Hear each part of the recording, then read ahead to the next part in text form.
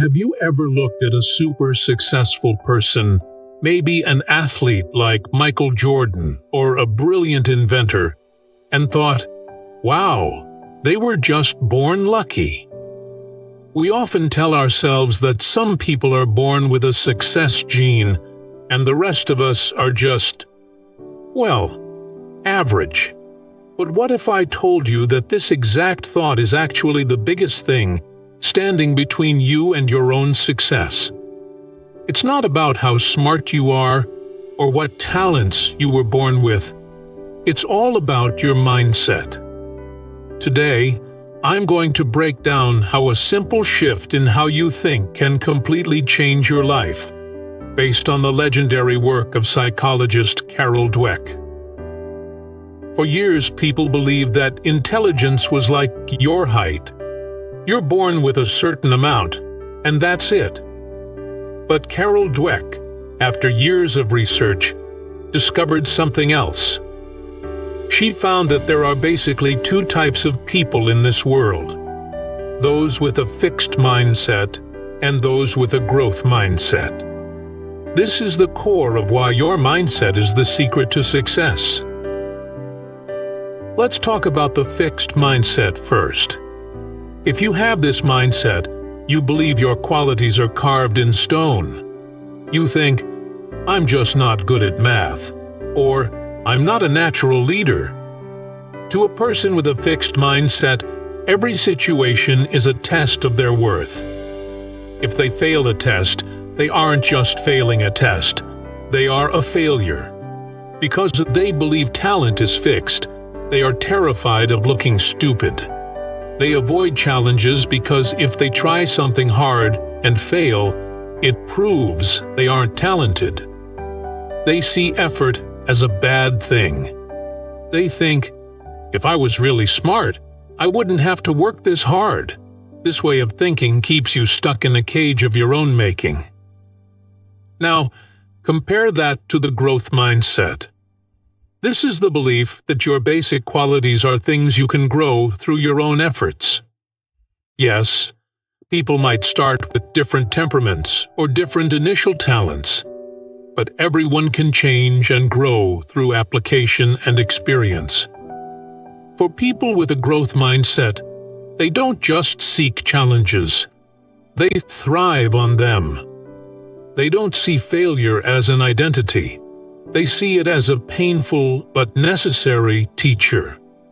They know that even the smartest people in the world had to work incredibly hard to get where they are. Dweck did a famous study with children that perfectly illustrates this. She gave a group of kids a series of puzzles. Some kids were praised for their intelligence. Wow, you got 8 right.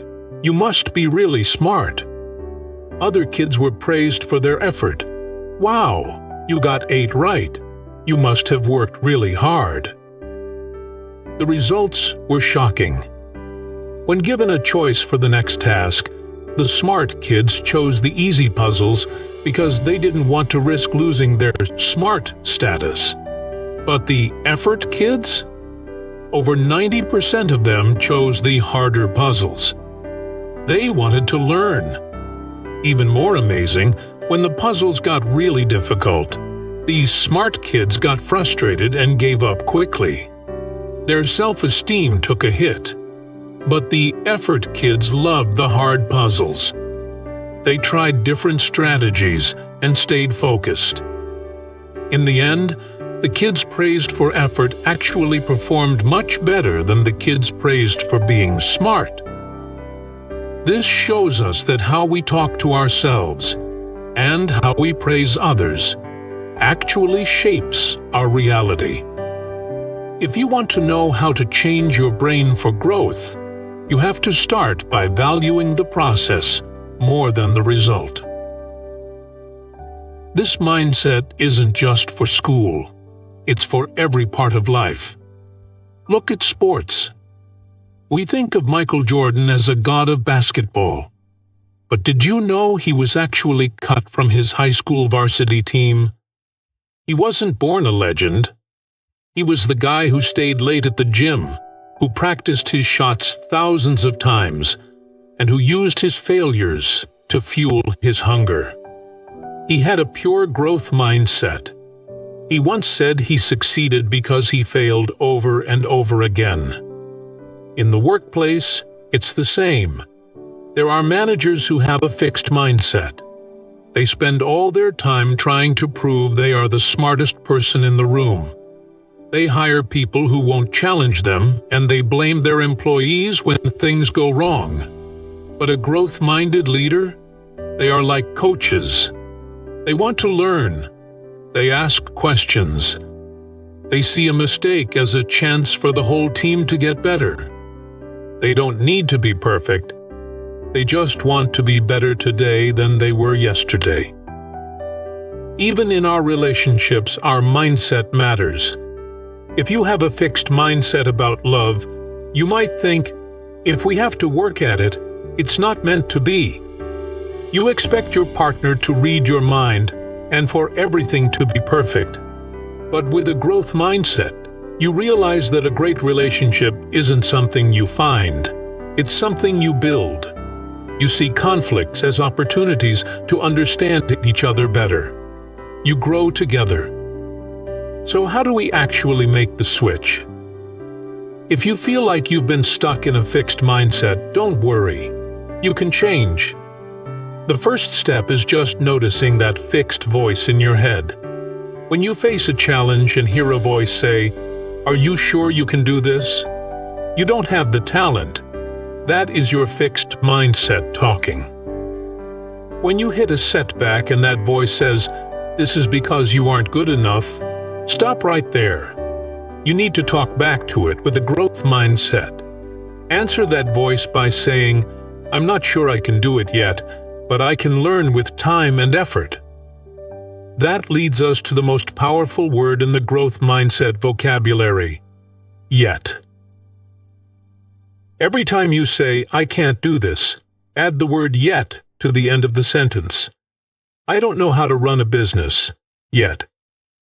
I'm not good at public speaking, yet. This tiny word changes everything. It takes a dead end and turns it into a path. It reminds your brain that you are in a state of becoming. Changing your mindset is like building a muscle. It takes practice. You have to consciously choose to take the harder path. You have to look at criticism not as an attack but as free coaching.